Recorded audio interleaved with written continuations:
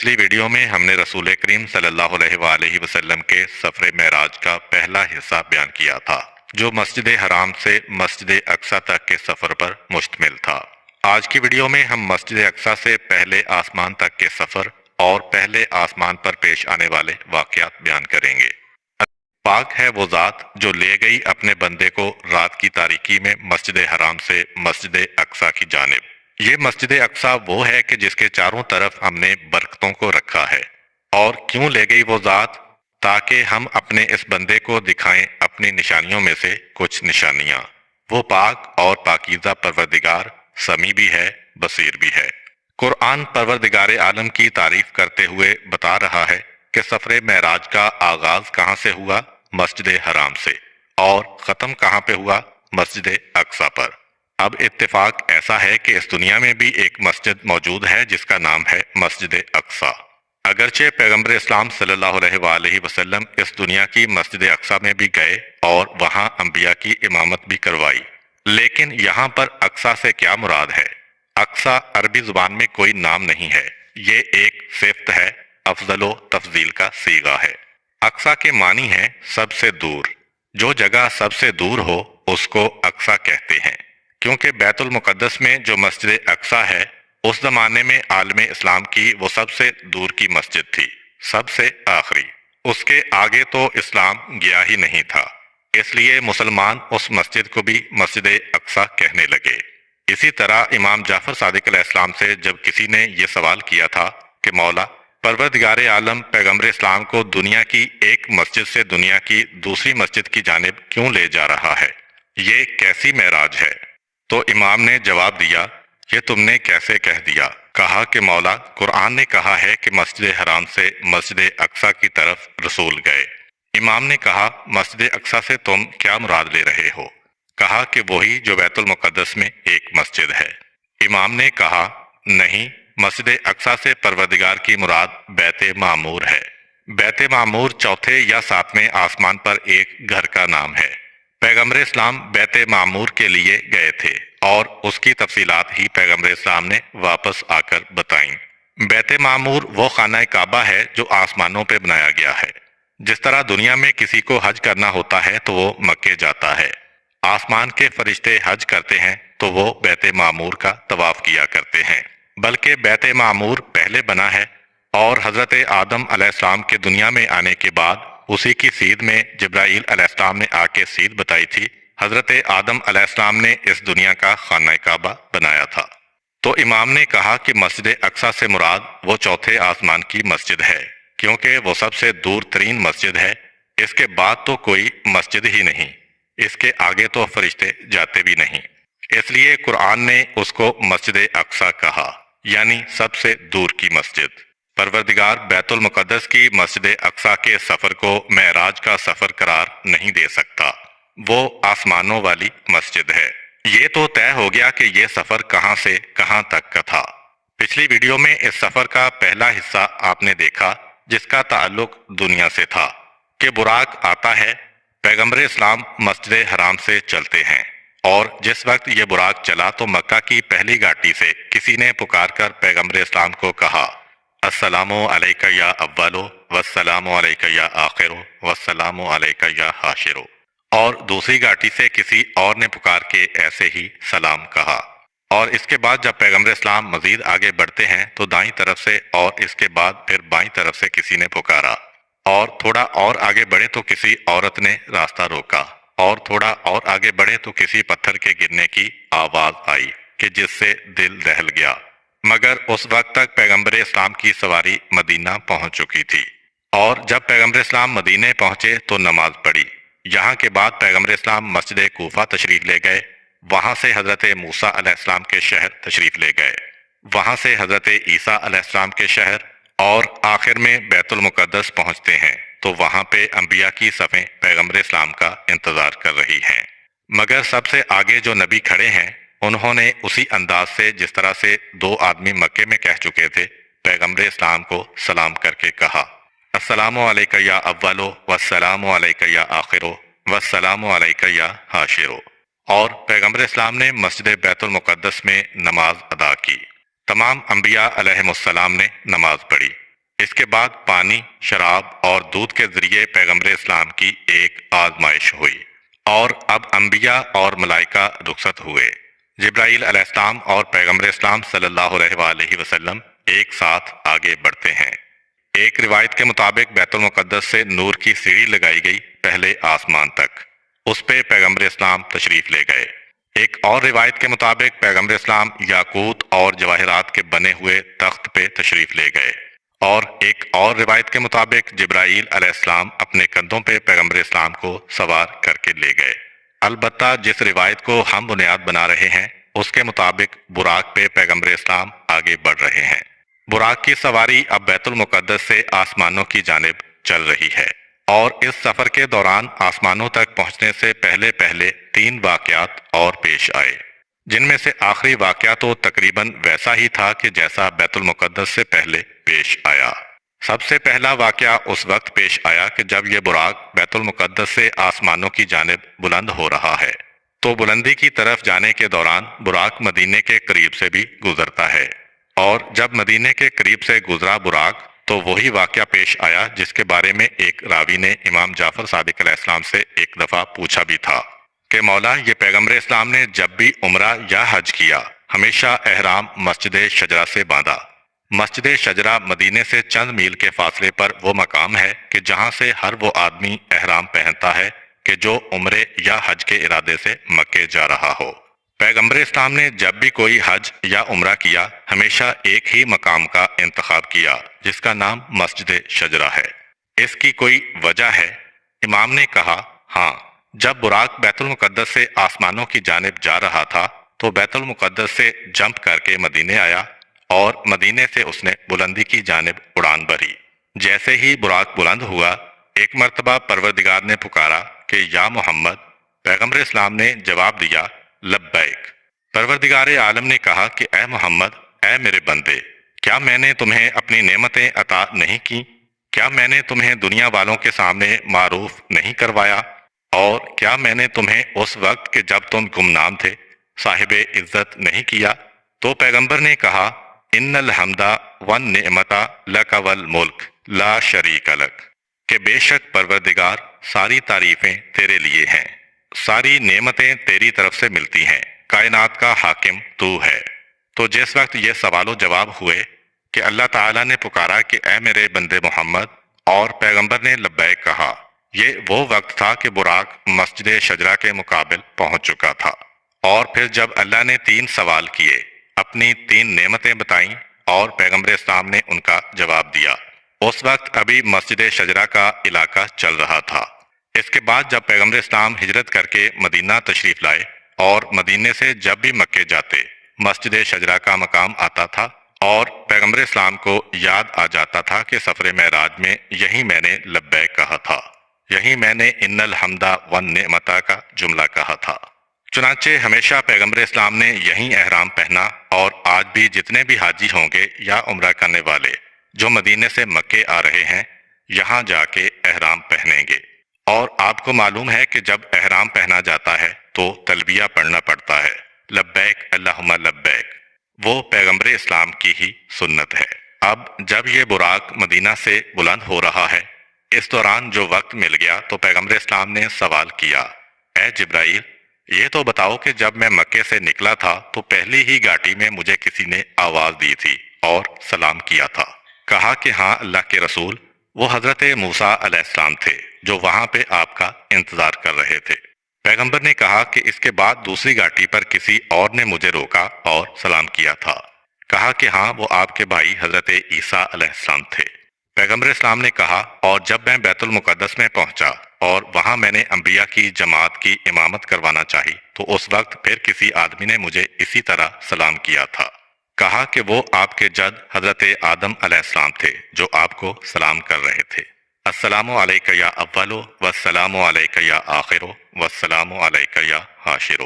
السلام علیک یا اول اس لیے کہ پیغمبر اسلام اول مخلوق ہیں، یا آخر اس لیے کہ پیغمبر آخری نبی ہیں، یا حاشر یعنی جمع کرنے والے اس لیے کہ پیغمبر اسلام ہی کی نبوت اور قیامت دونوں متصل ہیں۔ پیغمبر اسلام کی نبوت کے فوراً بعد قیامت آئے گی۔ آپ کو یہ 3 لقب اسی لیے دیے گئے تھے۔ پیغمبر اسلام نے کہا کہ اے جبرائیل، جب میں مکے سے باہر نکلا تو دائیں طرف سے کسی نے مجھے پکارا تھا، اور پیغمبر اسلام نے کوئی جواب نہ دیا۔ کہا کہ یہ یہودیت نے آپ کو پکارا تھا، اگر آپ ایک مرتبہ ادھر مڑ جاتے تو آپ کی امت یہودی بن جاتی۔ کہا کچھ آگے بائیں طرف سے مجھے کسی نے پکارا تھا، کہا کہ یہ عیسائیت نے آپ کو پکارا تھا، اگر آپ ادھر متوجہ ہو جاتے تو آج کے بعد آپ کی ساری امت عیسائی بن جاتی۔ پیغمبر اسلام نے کہا اس کے بعد کوئی عورت میرے راستے میں آئی تھی، بناؤ سنگار اور زیب و زینت کیے ہوئے، اگر آپ ایک لمحے کے لیے اس کی طرف متوجہ ہو جاتے تو آپ کی ساری امت دنیا پرست بن جاتی۔ اور یہ دنیا پرست بننا، دنیا کی محبت دل میں پیدا ہونا، یہ اتنی بڑی خرابی ہے کہ جس پر پیغمبر اسلام ساری زندگی پریشان رہے۔ جیسا کہ ایک روایت ہے کہ جب لوگوں نے دیکھا کہ پیغمبر اسلام آج کل کچھ زیادہ پریشان ہیں، سوال کیا اللہ کے رسول کس بات کی پریشانی ہے؟ کہا کہ مجھے اپنے بعد تم لوگوں کی پریشانی ہے۔ لوگوں نے گھبرا کے کہا اللہ کے رسول، کیا حضرت موسیٰ اور حضرت عیسیٰ علیہ السلام کی طرح آپ پریشان ہیں؟ جتنے بھی ماں قبل کے انبیاء گزرے وہ اپنے وقت آخر میں پریشان ہوتے تھے کہ ہمارے بعد ہماری قوم دوبارہ بت پرستی پہ نہ چلنے لگے۔ حضرت موسیٰ علیہ السلام تو دیکھ چکے تھے کہ 40 دن میں کوہ طور پہ جاتا ہوں اور میری غیر موجودگی میں بچڑے کی پرستش شروع ہو جاتی ہے، تو ہر نبی پریشان ہوتا تھا۔ پیغمبر اسلام نے کہا نہیں، مجھے وہ پریشانی تو نہیں ہے جو مجھ سے پہلے انبیاء کو ہوئی تھی۔ اتنا تو مجھے پتا ہے کہ میری امت کبھی بت پرستی کی جانب نہیں جائے گی، مگر مجھے ڈر ہے کہ کہیں دنیا ان کو اپنی جانب نہ کھینچ لے۔ دنیا میں لگ گئے تو بس ساری خرابیاں شروع ہو گئیں۔ حب الدنیا رأس کل خطیہ، دنیا کی محبت ہر خرابی کی جڑ ہے۔ اور ایک واقعہ بھی بیان کیا جاتا ہے کہ پیغمبر اسلام صلی اللہ علیہ وآلہ وسلم کی ولادت کی رات شیطان بڑا پریشان تھا، اس لیے کہ اس کا راستہ آسمانوں پر جانے کے لیے روک دیا گیا تھا۔ پھر مکے تک پہنچا، جبرائیل علیہ السلام نے شیطان کو بھگایا۔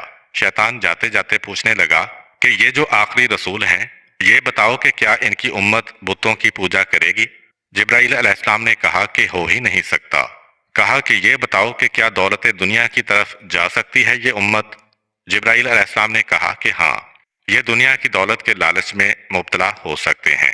شیطان نے کہا کہ بس آج میں خوش ہو گیا، پہلے تو انتہائی غمگین تھا کہ رحمت للعالمین آ گئے ہیں، اب اس کے بعد میرے سارے اختیارات ختم ہو جائیں گے۔ مگر جب یہ پتا چلا کہ ان کی امت کے دل میں دنیا کی محبت پیدا ہو سکتی ہے تو شیطان بے انتہا خوش ہو گیا، تو پیغمبر اسلام کے راستے میں دنیا آ گئی۔ اگر پیغمبر اسلام توجہ دیتے تو ساری امت دنیا پرست ہو جاتی۔ اور پیغمبر اسلام کا جو آخری سوال تھا کہ اے جبرائیل، جب میری سواری اور آگے بڑھی تو میں نے ایک ایسی خوفناک آواز سنی کہ میرا دل دہل گیا۔ جبرائیل علیہ السلام نے کہا ہاں اللہ کے رسول، ایک مرتبہ ہم فرشتوں میں یہ بحث چھڑ گئی کہ جہنم کا سب سے ہلکا عذاب کون سا ہے۔ بارگاہ الہی میں رجوع کیا تو خدا نے کہا کہ جہنم کا سب سے ہلکا اور سب سے معمولی عذاب ایک کنواں ہے جو نیچے سے اوپر تک آگ سے بھرا ہوا ہے۔ ہم نے پوچھا تھا خدا بندہ وہ ہے کتنا بڑا کنواں؟ تو ہمیں حکم ہوا کہ ایک پتھر اس کی منڈیر پر لے جا کر پھینکو۔ ہم نے وہ پتھر پھینکا تھا، یہ 70 سال پہلے کی بات ہے۔ 70 سال وہ پتھر گرتا رہا، ابھی ابھی اس کنویں کی تہ تک پہنچا ہے جب آپ اس مقام سے گزر رہے تھے۔ یہ جہنم کا سب سے ہلکا عذاب ہے۔ پیغمبر اسلام نے جیسے ہی اپنے سوال کا جواب سنا تو ایک مرتبہ ایک چیخ کی آواز پیغمبر اسلام کے کان میں آئی اور ایک گرم ہوا کا جھونکا پیغمبر اسلام کے جسم سے ٹکرایا۔ ابھی پیغمبر پوچھنا ہی چاہتے ہیں کہ یکایک کسی کے نغمے کی آواز پیغمبر کے کان تک آئی اور ایک انتہائی ٹھنڈی اور خوشگوار ہوا کا جھونکا پیغمبر اسلام کے جسم سے مس ہوا۔ پیغمبر اسلام نے کہا جبرائیل یہ ایک دم سے کیا ہوا؟ جبرائیل نے کہا اے اللہ کے رسول، چونکہ ہم آسمانوں کے بالکل قریب آ گئے ہیں اس لیے وہ جو پہلے چیخ کی آواز آئی اور گرم ہوا کا جھونکا آیا یہ جہنم تھی کہ جس کو آپ نے محسوس کیا، اور اس کے فوراً بعد وہ جو پرندوں کے نغمے اور ٹھنڈی ہوا کے جھونکے ٹکرائے وہ جنت تھی کہ جس کا آپ نے احساس کیا۔ اور بس جیسے ہی جبرائیل علیہ السلام نے یہ جملے کہے تو پیغمبر اسلام صلی اللہ علیہ وآلہ وسلم اور جبرائیل علیہ السلام ایک ایسے مقام پر پہنچ گئے کہ جہاں راستہ بند تھا اس لیے کہ دنیا ختم ہو گئی، فضا کے اندر یہ لوگ پہنچ چکے ہیں، آسمانوں کی حکومت شروع ہو رہی ہے، راستہ بند ہے۔ یہ وہ راستہ ہے کہ جسے پیغمبر اسلام کی ولادت کے دن بند کیا گیا تھا، کیونکہ پہلے تو ساتوں آسمانوں کے راستے کھلے تھے۔ حضرت عیسیٰ علیہ السلام کی ولادت کے دن چوتھے آسمان تک کے راستے کو بند کر دیا گیا، یعنی پانچویں، چھٹے اور ساتویں آسمان کا راستہ بند تھا، چار آسمانوں کا راستہ کھلا تھا۔ پیغمبر اسلام کی ولادت کے دن پہلے آسمان کا راستہ ہی بند کر دیا گیا، اس وقت سے لے کر معراج کے دن تک یہ راستہ بند تھا۔ سورہ صافات کی 8ویں آیت میں قرآن کہہ رہا ہے کہ ہم نے آسمان کے راستے بند کر دیے ہیں۔ 9ویں آیت میں یہ کہا جا رہا ہے کہ آسمانوں پر جانے والے کے لیے دردناک عذاب ہے، اور 10ویں آیت میں کہا جا رہا ہے کہ اگر کوئی شیطان کسی طریقے سے پہلے آسمان تک پہنچ کر اس میں داخل ہونا چاہے، الا من خطف الخطفہ، کہ اگر کوئی چھپ کر گفتگو سننا چاہے کہ پہلے آسمان پر کیا ہو رہا ہے، تو اسے فرشتے روشن تیروں سے مارتے ہوئے بگاتے ہیں۔ یہ فرشتہ کہ جس کا کام یہ ہے کہ شہاب ثاقب کی مدد سے ان شیطانوں کو بگائے کہ جو آسمان میں داخل ہو رہے ہیں، اس فرشتے کا نام ہے اسماعیل علیہ السلام، اور اس کا ایک اور لقب صاحب الخطفہ ہے، یعنی خطفے والا، جس کے ہاتھ میں پروردگار نے وہ شہاب ثاقب دیے ہیں۔ اس فرشتے کی فوج 1000 دوسرے فرشتوں پر مشتمل ہے، جن کے ہاتھوں میں آگ کے بنے ہوئے تیر ہیں۔ یہ پہلا آسمان ہے۔ جیسے ہی جبرائیل علیہ السلام جیسا فرشتہ یہاں پہ پہنچا تو ایک مرتبہ رک گیا، راستہ بند ہے۔ یہ نظام قدرت ہے۔ جبرائیل علیہ السلام نے پہلے آسمان پر آواز دی یا دستک دی۔ پہلے آسمان کا نگران فرشتہ اسماعیل سوال کرتا ہے، کون؟ جبرائیل علیہ السلام نے کہا کہ میں ہوں۔ اسماعیل علیہ السلام پوچھتے ہیں کہ آپ کے ساتھ کون ہے؟ تو جبرائیل علیہ السلام نے کہا کہ یہ سردار کائنات ہیں، سردار انبیاء ہیں۔ اسماعیل گھبرا کے پوچھتے ہیں کہ کیا ان کو مبعوث کر دیا گیا، یعنی انہوں نے اعلان رسالت کر دیا؟ اس کے پاس اطلاع ہوگی کہ جب پیغمبر اسلام اعلان رسالت کریں گے، اس کے بعد ایک مرتبہ یہاں سے گزریں گے۔ اسماعیل کے لیے بھی کتنا بڑا اعزاز ہوگا کہ پیغمبر اسلام کا پہلا آسمانی میزبان اسے بننا ہے۔ پوچھتے ہیں کیا انہوں نے اعلان رسالت کر دیا ہے؟ جبرائیل علیہ السلام نے کہا کہ ہاں۔ گھبرا کے اسماعیل علیہ السلام نے پہلے آسمان کے دروازے کو کھولا، اور جیسے ہی پیغمبر اسلام پہلے آسمان میں داخل ہوئے تو دیکھا کہ دونوں جانب فرشتے قطار در قطار کھڑے ہیں۔ پیغمبر اسلام کا استقبال ہو رہا ہے۔ پیغمبر اسلام کا مقام کتنا بلند ہے یہ بیان کرنے کی چیز بھی نہیں ہے، مگر یہ اسلامی تہذیب ہے کہ مہمان کا فریضہ ہے کہ وہ میزبان کو سلام کرے۔ چنانچہ جیسے ہی پیغمبر پہلے آسمان میں داخل ہوئے، اس سے پہلے کہ پیغمبر کا غلام جو وہاں کا فرشتہ ہے وہ سلام کرے، پیغمبر اسلام نے سبقت کی سلام کرنے میں، السلام علیکہ یا اخی اسماعیل، اے میرے بھائی اسماعیل تم پہ میرا سلام ہو۔ اس نے پیغمبر اسلام کو سلام کا جواب دیا اور آپ پر درود بھیجا۔ پھر وہ پہلے آسمان کا فرشتہ یعنی اسماعیل علیہ السلام پیغمبر اسلام کا استقبال کر کے ان کو اپنے ساتھ لے چلا آسمانوں کی سیر کرنے کے لیے۔ روایتوں میں یہ ہے کہ جب پیغمبر اسلام کو لے چلا تو تمام فرشتوں کے درمیان اعلان کرتا ہوا چلا کہ آؤ اور آ کر رسول خدا کی زیارت کرو، آؤ اور آ کر اپنے سردار کی زیارت کرو۔ سارے فرشتے دوڑ دوڑ کر آ رہے ہیں، چہرہ رسالت کی زیارت ہو رہی ہے، اور ہر فرشتہ انتہائی خوش ہے، ہر ایک کے چہرے پہ مسکراہٹ ہے۔ اتنے میں پیغمبر اسلام کی نگاہ پڑی، دیکھا کہ ایک فرشتہ ایسا ہے جو اپنے مقام پہ بیٹھا ہے۔ پیغمبر اسلام کو دیکھا تو گھبرا کے کھڑا ہو گیا استقبال کے لیے، مگر عجیب فرشتہ ہے اس لحاظ سے کہ اس کا چہرہ انتہائی ڈراؤنا ہے۔ ڈرانے کا مطلب معاذ اللہ بھیانک نہیں ہے، ایسا کہ اگر ہم اس کو دیکھیں تو ہمارے دل میں ڈر اور ایک خوف پیدا ہونے لگے، اور ایسا فرشتہ ہے کہ جس کے چہرے پہ کوئی مسکراہٹ نہیں ہے۔ جس طرح کسی دوسرے کو آتا ہوا آدمی دیکھے تو چہرے کے تاثرات کچھ تبدیل ہوتے ہیں، اور پیغمبر اسلام صلی اللہ علیہ وآلہ وسلم جیسی شخصیت سارے فرشتے خوشی منا رہے ہیں، مگر اس فرشتے کے چہرے کے تاثرات میں کوئی تبدیلی نہیں آئی۔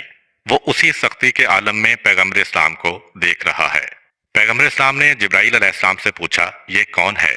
کہا اللہ کے رسول یہ جہنم کا داروغہ مالک ہے، جہنم اس کی نگرانی میں ہے، اور اس کا فریضہ ایسا ہے کہ یہ کسی کو دیکھ کے نہ ہنستا ہے نہ مسکراتا ہے۔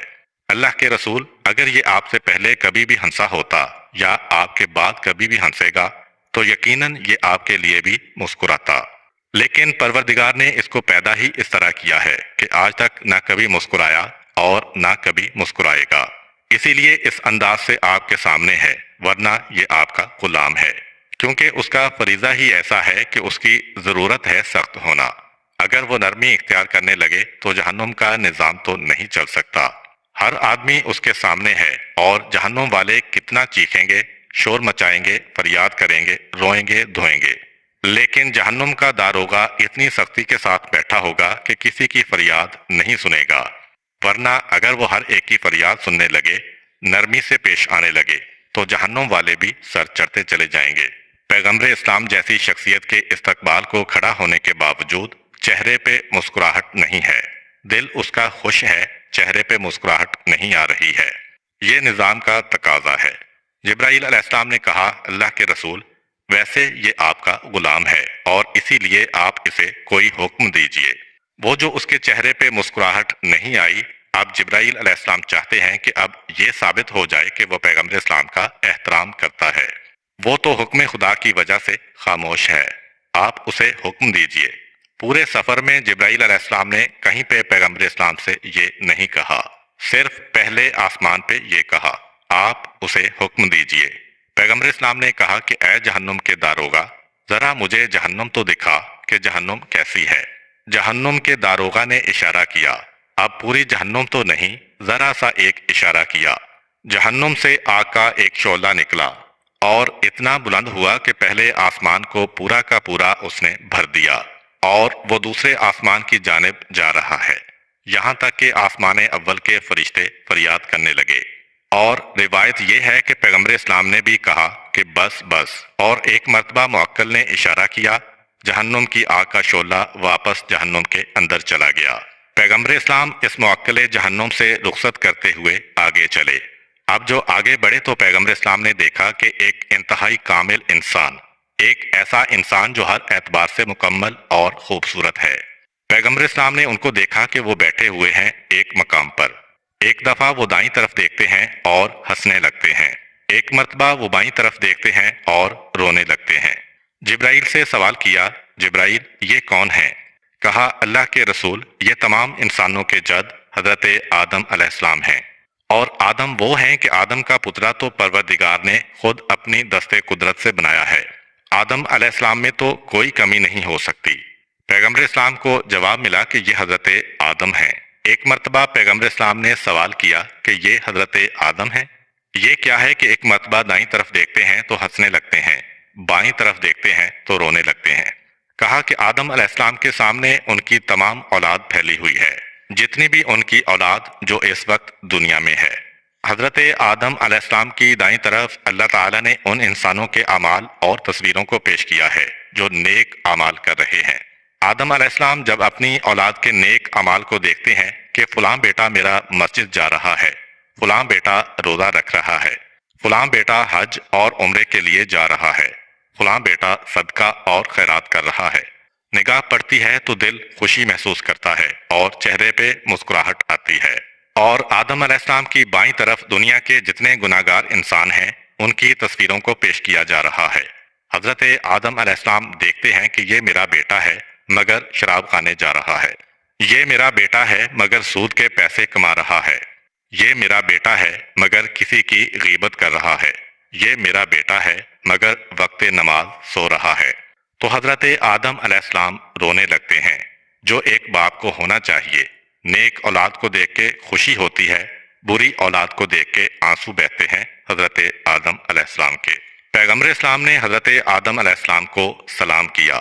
حضرت آدم علیہ السلام جو ابھی دنیا میں بھی پیغمبر اسلام صلی اللہ علیہ وآلہ وسلم سے ملاقات کر چکے ہیں، بیت المقدس کی نماز کے وقت آسمانوں پہ تشریف فرما ہے۔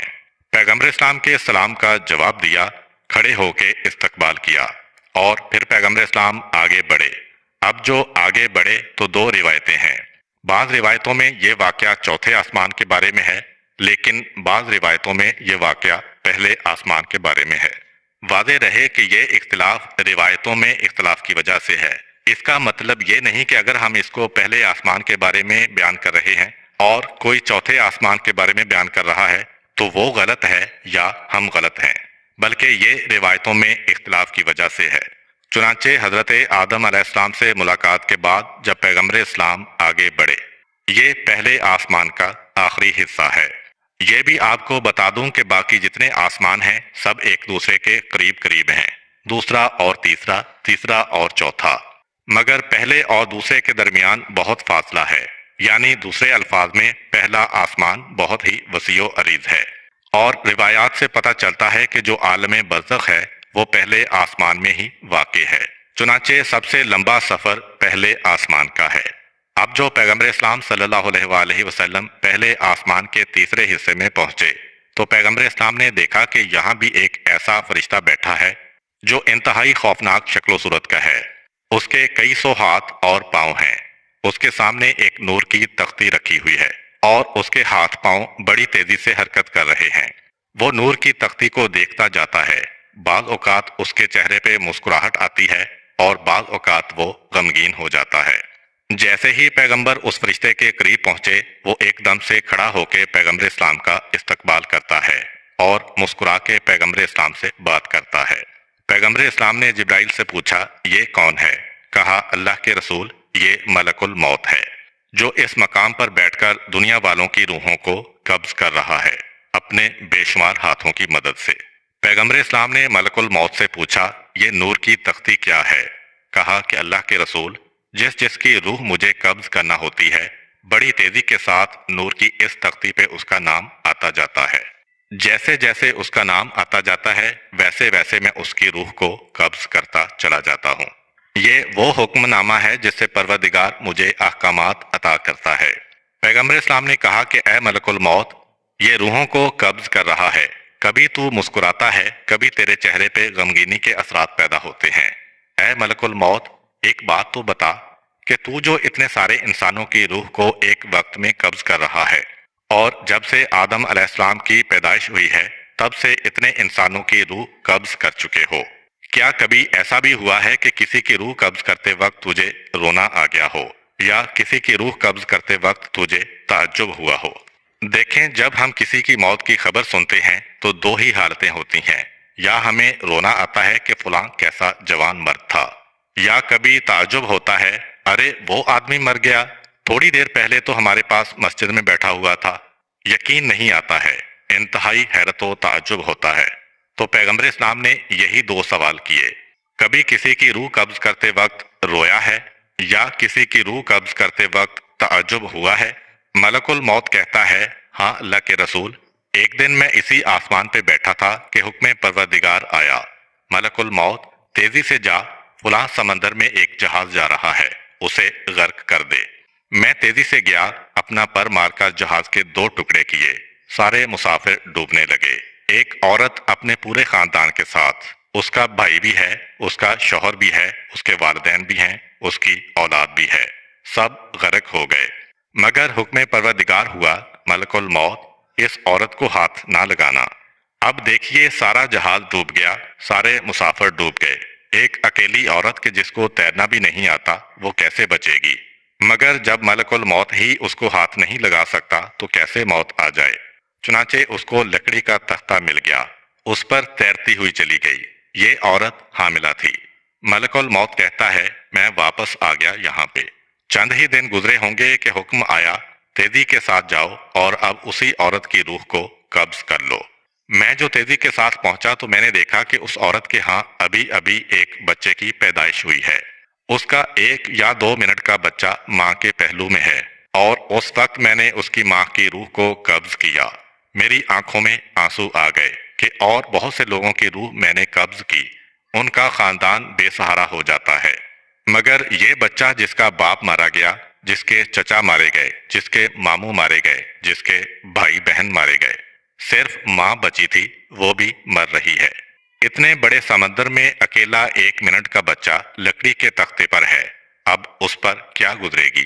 اس کو دیکھ کے میری آنکھوں میں آنسو آ گئے، اور یا رسول اللہ، وہ جو تعجب کی بات ہے وہ اس وقت مجھے ہوا جب مجھے حکم ملا کہ اے ملک الموت تیزی کے ساتھ جاؤ، اس سے پہلے کہ گھوڑے کی پیچھے کی 2 ٹانگیں آگے بڑھ جائیں، تجھے روح قبض کرنا ہے۔ کس کی؟ شداد کی۔ کون شداد؟ وہ شداد کہ جس کو اللہ تعالیٰ نے ساری دنیا کا حاکم بنایا۔ اس نے خدائی کا دعویٰ کیا، چنانچہ پروردگار نے اس زمانے کے نبی کو، جو روایات کے مطابق حضرت ہود علیہ السلام تھے، حکم دیا جا کے شداد کو امر بالمعروف کرو۔ وہ نبی آئے، شداد سے کہا، پروردگار کا بندہ، تجھے کتنی نعمتیں ملی ہیں، ساری دنیا کی حکومت ملی ہے، پروردگار کے آگے سجدہ کر، اپنے آپ کو خدا کہلواتا ہے۔ شداد نے ایک عجیب جواب دیا۔ شداد نے کہا کہ اگر میں تمہارے خدا کو مان لوں تو تمہارا خدا مجھے کیا دے گا؟ نبی وقت نے کہا، سن، ایک فائدہ تو یہ ہے کہ اگر اللہ کی فرما برداری کرے گا تو تجھے جنت ملے گی۔ کہا، جنت کسے کہتے ہیں؟ نبی نے کہا، جنت ایک باغ کا نام ہے جس کی زمین سے خوشبو بلند ہو رہی ہوگی، ہیرے جواہرات، سونے اور چاندی کے محل ہوں گے، دودھ اور شہد کی نہریں ہوں گی، خدمت کے لیے حوریں اور غلمان ہوں گے۔ شداد نے کہا، بس یہی دے گا تمہارا خدا؟ ایسی جنت تو میں خود بنا سکتا ہوں، اس کے لیے میں کیوں کسی اور کا احسان لوں؟ اور حکم جاری کر دیا کہ جنت بنائی جائے۔ حضرت ہود علیہ السلام آئے اور آ کر کہا، بس تو جنت بنا لے، میرے پروردگار نے بھی ایک اعلان کر دیا ہے کہ تو جنت بنا لے گا، مگر اس وقت تیری روح کو قبض کیا جائے گا جو وقت نہ دن میں ہوگا نہ رات میں ہوگا، نہ تو اس وقت زمین پہ ہوگا نہ آسمان پہ ہوگا، نہ اپنی جنت کے اندر ہوگا نہ اپنی جنت کے باہر ہوگا۔ خیر، اس کے حکم کے مطابق جنت بنانا شروع کر دی گئی اور 100 سال میں جنت بن گئی۔ اچھا، جنت بہترین بنی تھی کیونکہ قرآن کہہ رہا ہے، ہم اور آپ کسی چیز کو بہترین کہیں تو وہ کوئی حیثیت نہیں رکھتی۔ قرآن کہے کہ ارم ذات العماد التی لم یخلق مثلھا فی البلاد، اونچے ستونوں والی ارم، ایسی جنت کے اس جیسی کوئی چیز آج تک کسی بھی شہر میں نہیں بنی۔ بہترین جنت تھی، 100 سال لگے اس کو بنانے میں۔ پہلے تو زمین کا ایک بڑا ٹکڑا صاف کر کے مشک و عنبر کو اس پر بچھایا گیا۔ دنیا کے تمام سونے اور چاندی کے ذخیروں سے محل بنائے گئے، ہیرے اور جواہرات کے گچھے پھلوں کی شکل میں بنا کے لٹکائے گئے، 2 نہریں بنا کر ایک میں شہد اور ایک میں دودھ جاری کیا گیا۔ دنیا کی حسین عورتوں اور حسین مردوں کو حور و غلمان کا نام دیا گیا، اور شداد جنت کا افتتاح کرنے چلا۔ 100 سال پہلے کی بات بھول گیا، لیکن جاتے جاتے دیر ہو گئی، اور وہ وقت آ گیا جسے اردو میں جھٹ پٹے کا وقت کہتے ہیں، یا 2 وقت مل رہے ہوتے ہیں۔ سورج ڈوب گیا ہے اور ابھی رات نہیں آئی۔ وہ جو درمیان میں 10 منٹ کا وقت ہوتا ہے، نہ دن ہوتا ہے نہ رات، اس وقت شداد جنت کے دروازے پہ پہنچا۔ اس کا گھوڑا آگے بڑھا، گھوڑے کی 2 ٹانگیں جنت میں ہیں، 2 جنت کے باہر۔ ملک الموت کو پروردگار کی جانب سے حکم ہوا کہ جاؤ تیزی کے ساتھ، اس سے پہلے کہ گھوڑے کی پچھلی ٹانگیں آگے بڑھ جائیں، اس کی روح کو قبض کرو۔ یا رسول اللہ، میں نے جب اس وقت شداد کی روح کو قبض کیا تھا تو انتہائی تعجب میں تھا۔ ایک ایسا انسان جو اپنے آپ کو خدا کہلوا کے میرے خدا کے مقابلے میں بیٹھا ہے، وہ اتنا کمزور کہ اپنی موت کو 1 سیکنڈ کے لیے نہ ٹال سکا، یا کم سے کم گھوڑے کی 2 ٹانگیں تو آگے بڑھ جاتی۔ اتنا کمزور، اور دعویٰ کتنا بڑا کہ میں خدا ہوں۔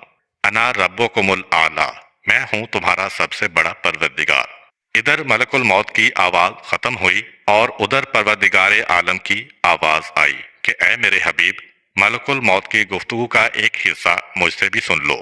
وہ بچہ کہ جسے دیکھ کر ملک الموت کی آنکھوں میں آنسو آئے، میں نے سمندر کی لہروں کو حکم دیا کہ تیزی سے اس تختے کو بہا کے لے جاؤ۔ سمندر کی لہریں تیزی سے تختے کو لے کے چلیں، خشکی کے قریب پہنچیں۔ آخری لہر کو میں نے حکم دیا، اس نے تیزی سے تختے کو پھینکا۔ بچہ تختے سے اچھل کے ساحل سمندر پر گرا، مگر نرم ریت تھی، بچے کو چوٹ نہیں لگی۔ کہاں گرا؟ جہاں ایک درخت تھا، سائے میں جا کے گرا۔ ایک ہرنی کے دل میں نے محبت پیدا کر دی، وہ صبح و شام بچے کو دودھ پلا جاتی تھی۔ 2 سال کے بعد ایک شاہی قافلہ جا رہا تھا جسے بہت جلد شہر پہنچنا تھا، کیونکہ بادشاہ نے ان سے کچھ چیزیں منگوائی تھیں، مگر یہ راستہ بھول گئے۔ بھٹک کے یہاں آئے تو دیکھا ایک انسانی بچہ پڑا ہوا ہے، اس کو اٹھا کے شہر میں داخل ہوئے۔ بادشاہ نے انتہائی غصے کے عالم میں ان کو بلایا، میں نے تم سے کہا تھا کہ وقت پہ آنا، تم 1 دن لیٹ آ رہے ہو۔ جاتے جاتے کہا کہ ہمارا قصور نہیں ہے، ہم راستہ بھول گئے تھے، اور یہ بچہ ہم کو ملا۔ بادشاہ نے کہا دکھاؤ کون بچہ ہے۔ بچہ دیکھا، بادشاہ بے اولاد تھا۔ میں نے بادشاہ کے دل میں محبت پیدا کر دی اس بچے کی۔ اس نے کہا آج سے یہ میرا بیٹا ہے۔ اور جب بادشاہ بوڑھا اور یہ بچہ جوان ہوا تو بادشاہ نے اپنی زندگی میں اپنا تخت اس کے حوالے کر دیا اور اس کے حق میں دستبردار ہو گیا۔ اے میرے حبیب، اس کے باپ نے ساری زندگی حکومت کی اس چھوٹے سے ملک پر۔ جب اس کے ہاتھ میں حکومت آئی تو میں نے اس کو برکت دینا شروع کی اور اتنا اس کی حکومت کو بڑھایا کہ ایک دن وہ آیا کہ ساری دنیا پہ اس کی حکومت قائم ہو گئی۔ مگر اے میرے حبیب، جیسے ہی ساری دنیا پہ حکومت قائم ہوئی، یہ میرے مقابلے میں اپنے آپ کو خدا کہلوانے لگا۔ اسے میں نے اتنا عطا کیا کہ ملک الموت جس کی بے بسی کو دیکھ کر رویا، اسے میں نے ساری دنیا کا حاکم بنایا۔ یہ بات یاد رہے کہ روایتوں میں ہے کہ صرف 4 آدمی ایسے گزرے ہیں جنہیں پوری دنیا کی حکومت ملی ہے، جن میں 2 مومن ہیں، پیغمبر خدا حضرت سلیمان علیہ السلام اور جناب ذوالقرنین، اور 2 کافر ہیں، نمرود اور شداد۔ ان میں پہلے اللہ تعالیٰ نے کافروں کو حکومت دی۔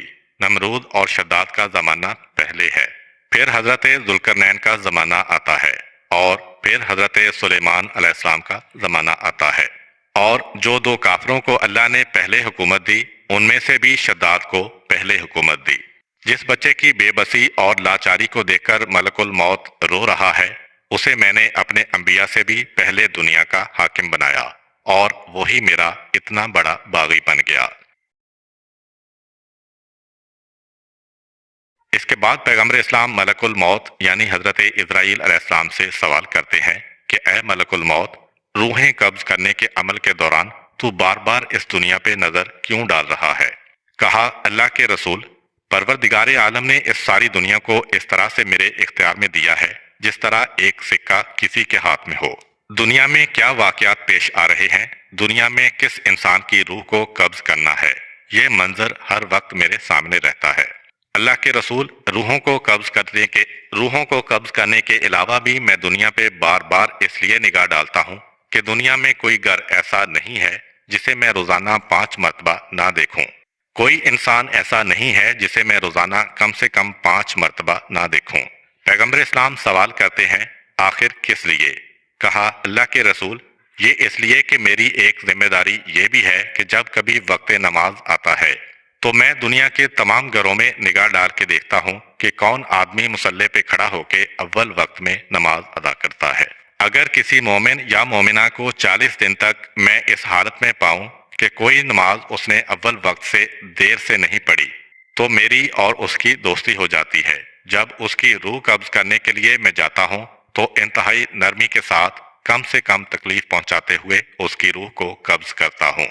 اس کے علاوہ باقی انسانوں کی روح قبض کرنے کے لیے جب میں جاتا ہوں تو وہ ایسی کیفیت ہوتی ہے کہ روح قبض کرنے کا مسئلہ اپنی جگہ، خالی میری شکل دیکھتے ہی وہ انسان بے ہوش ہو جاتا ہے۔ اور جب میں اس کے گھر والوں کا رونا پیٹنا سنتا ہوں تو میں کہتا ہوں کہ تمہیں کیا ہو گیا ہے؟ میں پہلی مرتبہ تو تمہارے گھر میں نہیں آیا اور آخری مرتبہ بھی تمہارے گھر میں نہیں آیا، اس سے پہلے بھی تمہارے گھر کا چکر لگا چکا ہوں، اس کے بعد بھی تمہارے گھر میں آتا رہوں گا، جب تک کہ اس گھر میں ایک بھی زندہ آدمی موجود ہے میرا آنا جانا رہے گا۔ تم اس مرنے والے پہ رو رہے ہو، مگر کیا تم نے سوچا ہے کہ کل میں تمہاری روح کو قبض کر رہا ہوں گا، اس وقت تم پہ کیا گزرے گی؟ پیغمبر اسلام اور ملک الموت کی گفتگو مکمل ہو گئی۔ اب پیغمبر اسلام صلی اللہ علیہ وآلہ وسلم جبرائیل علیہ السلام کے ساتھ آگے بڑھتے ہیں۔ پہلے اور دوسرے آسمان کے درمیان میں جو علاقہ ہے اس میں سے اب پیغمبر اسلام کا گزر ہو رہا ہے، اور یہ وہ مقام ہے کہ رحمت للعالمین پیغمبر جب اس علاقے سے گزرے تو واپس دنیا میں آنے کے بعد بھی مرتے دم تک اس سفر معراج کا یہ حصہ پیغمبر اسلام کے ذہن میں ہمیشہ تازہ رہا، اور آپ اکثر اس کو یاد کر کے روتے تھے۔